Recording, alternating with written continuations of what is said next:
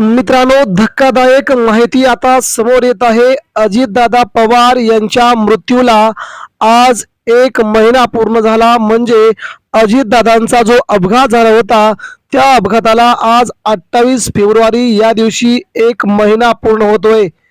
तरी देखील महाराष्ट्राच्या मनातलं गूढ मात्र समोर यायला तयार नाही आणि आता मात्र या गुढाविषयी सगळ्यात मोठा खळबळ नव्हे तर 100% खात्रीने अजितदादा यांच्या अपघाताविषयीचा घातपाताविषयीचा सगळ्यात मोठा खुलासा आज केला गेला आहे। अजितदादा पवार यांचं विमान चालवणारा वैमानिक पायलट जिवंत असल्याची धक्कादायक माहिती आज अजितदादांच्या आमदाराने समोर आणली आहे। त्यानंतर मित्रांनो, दादांचे मारेकरी कोण आहेत यांचा देखील त्यांनी मोठा खुलासा केला आहे।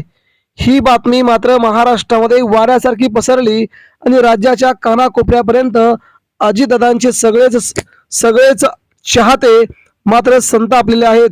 मित्रांनो, महाराष्ट्रामध्ये अजितदादा पवार हे अतिशय बलाढ्य नेते होते। त्यांचा परिवार 1 महिना झाला अजूनही त्यांना विश्वास बसत नाही की अजितदादा पवार आज आपल्यामध्ये नाहीत किंवा त्यांचा मृत्यू झालाय किंवा त्यांचा अपघात झालाय।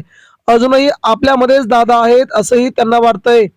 परंतु मित्रांनो, नियतीने जो खेळ करायचा होता तो खेळ केला आणि अजित पवारांना आज महाराष्ट्रातून नियती घेऊन गेलीच। मात्र मित्रांनो, सगळं पाठीमागे सर्व राहिलंय ते म्हणजे दादांच्या आठवणीच आणि आठवणींचा संपूर्ण सहारा घेत आता मात्र पवार कुटुंबीय जगत असतानाच आता रोहित पवारांनी मात्र अजितदादांचे मारेकरी पाताळात जरी लपले असले तरी त्यांना शोधून काढणार, एकेकाला फाशीची शिक्षा होईपर्यंत शांत बसणार नाही असा थेट इशारा रोहित पवारांनी दिला आणि इथूनच सुरुवात झाली अजितदादांच्या संपूर्ण संशयाच्या अपघाताविषयी। महाराष्ट्राला आजही वाटतंय की अजित पवारांचा अपघात नाही तर तो घातपात आहे।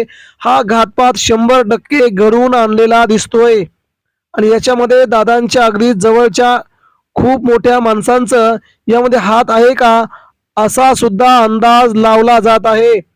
मित्रांनो, आज अमोल मिटकर यांनी धक्कादायक खुलासे मुंबईमध्ये केले आहेत।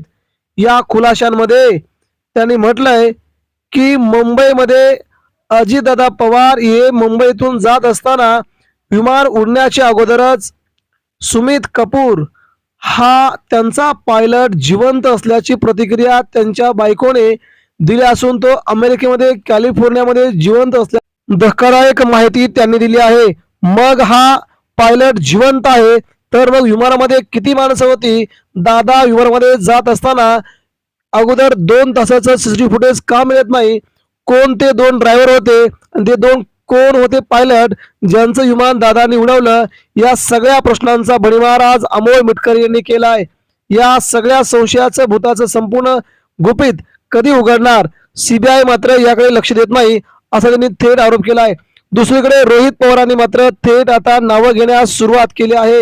रोहित पवारांनी आता आजच म्हटल्याप्रमाणे बारामतीमध्ये आता दादांचा अपघात होण्याच्या पूर्वी 28 जानेवारीच्या सकाळी बारामती विमानतळावरती काही अनोळखी चेहरे धावपट्टीवरती 5 ते 6 चेहरे अपघात होण्यापूर्वी येऊन गेले होते। ते चेहरे कोण होते? ती माणसं कुणाची होती? त्या माणसांना कुणी पाठवलं होतं असं सध्या विधान केलंय आणि या विधानाची चौकशी सीबीआय करत आहे। प्राथमिक चौकशी सुरू झाली असून त्यावर देखील अंतिम अहवाल येईल असंही त्यांनी म्हटलंय। म्हणजे अजित पवारांचा अपघात करण्याचं प्लॅनिंग मुंबईपासून ते थेट बारामतीपर्यंत सुरू होतं का असा त्यांनी खळबळजनक आरोप केलाय। इकडे राज ठाकरे, उद्धव ठाकरे, बड्या पक्षाचे बडे नेते आता या विषयाकडे गांभीर्यानं लक्ष देऊ लागले आहेत।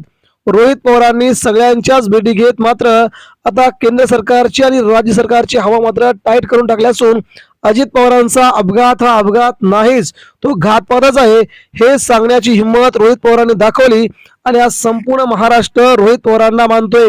मित्रांनो, म्हणजेच रोहित पवारांनी पायलटसह PSR कंपनी सगळे अधिकारी आणि बारामतीतले काही लोक जे एक विमान कंपनी संबंधित आहेत या सगळ्यांवरती थेट आरोप केला आणि यांच्यावरती FIR दाखल करा अशी मागणी केलेली आहे।